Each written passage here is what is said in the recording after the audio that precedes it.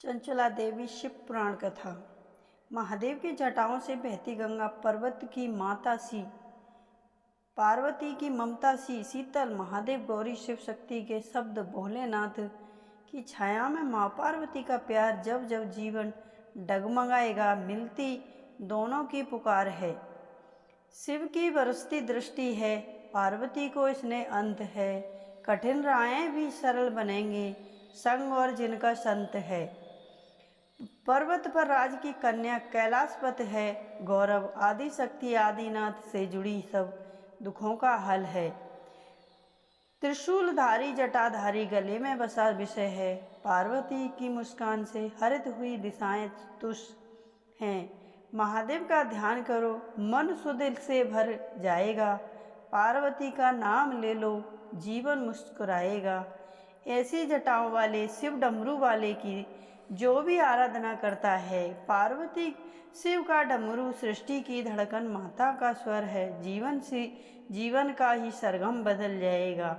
जहाँ भी शिव की तांडव लय है, वहीं पार्वती की करुणा का सौम्य स्पर्श है। आप एक बार शिव जी की शरण में आइए, आपका जीवन बदल जाएगा। आपकी करुणा का, आपको शिव की करुणा का अवतार है, पर प्राणों का विचार है। एक बार शिव कहते हैं कि जो व्यक्ति मेरी शरण में आया है, मैं उसको निर्दय नहीं छोड़ता, उसको हमेशा खुशमय रखता हूँ। जहाँ शिव के तांडव लय है, वहीं पार्वती की करुणा का सौम्य स्पर्श होता है। दोनों मिलकर है शक्ति और शिव दृष्टि का आधार हैं, और भक्ति विवेक है, पश्चाताप और मोक्ष की विस्तृति कथा। चंचला और बिंदु का जीवन परिवर्तन कैसे किया करते हैं, ये आज हम इस चंचला शिव पुराण कथा के अंदर जानेंगे। सूजती का मंगलचारण। प्राचीन काल की सुगंध में भरी हुई एक कथा है। उस समय की है जब सौनादिक आदि महान ऋषिगणों की विशाल है सभा में सूजती जी विराजमान थे। वहाँ सभा सत्संग ज्ञान भक्त का केंद्र थी। योगों के धुएं में वातावरण शुद्ध और पवित्र था, और सब और केवल धर्म विचार ही गूंज रहे थे। ऋषिगण उत्साह और जिज्ञासा से भरे हुए सूद जी से परम रहस्यमयी कथाओं का श्रवण किया करते थे। एक अवसर पर सूजती जी ने भगवान शंकर की महिमा का परिचय देते हुए अत्यंत भावपूर्ण कथा का उद्घाटन किया। उन्होंने कहा, जब भगवान महादेव ने संपूर्ण महाभारत का श्रवण किया है तो उनका देह आनंद से महासागर में डूब गया है। वे बार बार कहते हैं कि इतिहास को सुनना स्वयं शिव शक्ति को ही पुष्ट करने वाला है। उन्होंने पुनः विनय किया कि ऐसी कथा का भी वर्ण किया जा सकता है, जिससे उनके भक्तगण धर्म और सदाचार के पथ पर अग्रसर हो और अत्यंत शिव की शरण पाकर मोक्ष प्राप्त कर सकते हैं। सूजती जी बोले, हे महादेव, आप सदा भक्तों की रक्षा करते हैं, और शिव कथाएं तो शिव तत्व का प्रत्यक्ष ध्यान है। अब मैं आपको एक ऐसी कथा सुनाता हूँ जो पाप पश्चात और मोक्ष का सरल मार्ग समझाती है। भास्करण ग्राम की अधर्म दशा समुद्र के तट के समीप भास्करण है नामक ग्राम है बसा था, किंतु वह ग्राम किसी तपस्या का केंद्र नहीं, अपितु पाप और दुराचार स्थली था। उस भूमि पर बसने वाले ध्वज नामक लोग परिपूर्ण धर्मविहीन और अधर्मी थे। उनकी हृदय में दया का अंश मात्र नहीं था। हिंसा, छल, विवाह, चोरी और दुष्टों में दिन रात डूबे रहते थे। उनके घरों में वस्त्र शस्त्र ही सजाए जाते, और उनका प्रयोग धर्म या रक्षा के लिए नहीं, बल्कि आतंक फैलाने और दूसरों को भयभीत करने के लिए ही होता था। उनके लिए मानव जीवन किसी मूल्य का नहीं था। वे ज्ञान और वैराग्य को सत्संग जैसे उच्च पुरुषों तक स्तर का तय करते थे। उनके मन में केवल इंद्राणी योग, भोग, वासना और हिंसा में मिगिन था। ग्राम की स्त्रियां भी दुर्बट, छल पूर्वण और विभोचौरी प्रवृत्ति वाली थी। वे धर्म और सदाचार को भूलकर केवल स्वच्छता रचता में ही लिप्त रहती थी। इसी प्रकार पूरा ग्राम दुष्टता और धर्म की गंध से भरा हुआ नरक का प्रतिरूप बन चुका था। बिंदु और चंचला जीवन स्त्री अपवित्र ग्राम में एक ब्राह्मण रहता था जिसका नाम था बिंदु। यद्यपि जन्म में ब्राह्मण था किंतु कर्म से वह अधर्मी, आलसी और दुराचारी था। वह दिन रात मध्यमास और अन्य कर्मों में डूबा रहता था। पवित्र कर्म, वेद ध्यान और साधना से उसका कोई संबंध नहीं था। उसकी पत्नी नाम का था चंचला। वह बहुत रूपीवती और सुंदर थी किंतु अपने पति को मार्गभ्रष्ट देकर दुखी रहती थी। प्रारंभ में वह पवित्र धर्म पालन करने वाली, सहनशील और धैर्यशील स्त्री थी।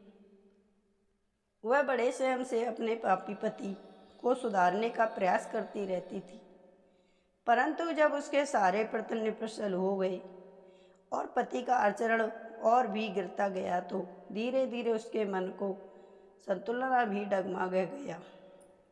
दीर्घ आयु तक अपने पति के पापों का असत्य चार्यों को सहते सहते एक समय आया जब चंचला स्वयं भी कुकर मार्ग पर फिसलने लगी। धर्म का तेज मध्य हो खत्म हो गया और वह भी पतन हो गया कि अंधेरी गहराइयों में डूबती चली गई। अपने जीवन का बहुमूल्य समय व्यर्थ ही पाप में उसने गंवा दिया, अपराधों में गंवा दिया। बिंदु की मृत्यु और दारुणा परिणाम काल चक्र घूमता रहा। अत्यंत बिंदु पर मृत्यु ने आघात किया। जब उसने शरीर छोड़ा तब उसके समस्त पाप कर्म के उसके साथ थे। यमदूत उसे खींचकर ले गए और वह कष्टप्रद नरक की यातनाओं में फेंक दिया गया। वहाँ पर उसका चीखा कर किसी को सुनाई नहीं दे रहा था। वो चीख कर चिल्ला रहा था और उसकी चीख किसी को सुनाई नहीं दे रही थी क्योंकि उसने पाप इतने किए थे तो उसको नरक भी उतना ही भोगना पड़ रहा था।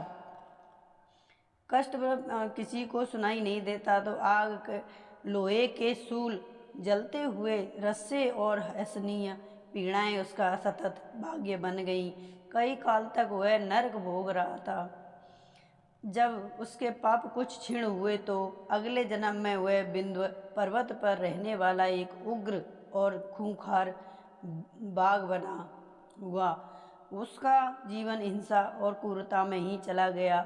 जो जैसा करता है उसको वैसा ही जन्म मिलता है। चंचला का जागरण। इस बीच जीवित बची चंचला अपने पुत्रों के सारे जीवन के दिन काट रही थी, किंतु उसके मन में भी शांति नहीं थी। भीतर पाप की ज्वाला उसे भस्म कर रही थी।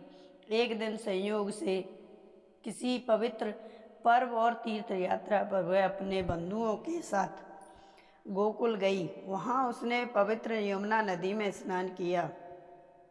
स्नान के पश्चात वह मेला देखने लगी। निकली तो घूमते घूमते एक कदम से एक देव मंदिर में ले आए। उसके कदम उसको देव मंदिर में ले आए। ब्राह्मण उस मंदिर में एक ज्येष्ठ ज्ञानी ब्राह्मण भगवान शिव की भक्ति कथा सुना रहे थे। सभा पूर्ण मौन और भविभोर थी। सभी श्रोतागण पुण्य का संदेवन कर रहे थे। सभी श्रोतागण, सभी सुनने वाले बड़े ध्यान और प्रेम पूर्वक कथा को सुन रहे थे। ब्राह्मण गंभीर स्वर में कह रहे थे, हे मानवो, जो पुरुष या स्त्री भय, चोरी, व्यभिचार के मार्ग पर चलते हैं उनका जीवन यमलोक की यातनाओं का कारण बनता है। मृत्यु उपरांत यमदूत उनके शरीर में जलते हुए लोहे का रस डालते हैं और उनके पाप का दारुण फल उन्हें भोगना पड़ता है। तो ऐसा कह रहे थे तो यह सुनते ही चंचला का हृदय कांप उठा, मानो ब्राह्मण उसके ही जीवन का वर्णन कर रहे हों। आंखें अश्रुधारा में भीग रही थीं। पश्चाताप से हृदय फटने लगा था और उसने अपने पाप कर्म जीवित होकर उसके सामने खड़े दिखाई दे रहे थे। मानो उसको पिछले कर्म सारे याद आ रहे थे। ब्राह्मण की शरण में गई। कांपते हुए चंचला उस ब्राह्मण के चरणों में गिर पड़ी और उसने हृदय से पुकारते हुए कहा, हे दयालु ब्राह्मण, मैं गुरुजन, आप ही मेरे द्वारका मेरे उद्धार का है। मेरे जैसे पापिनी जीवन को आप ही पवित्र कर सकते हैं। कृपया कर मुझे पवित्र मार्ग बताइए।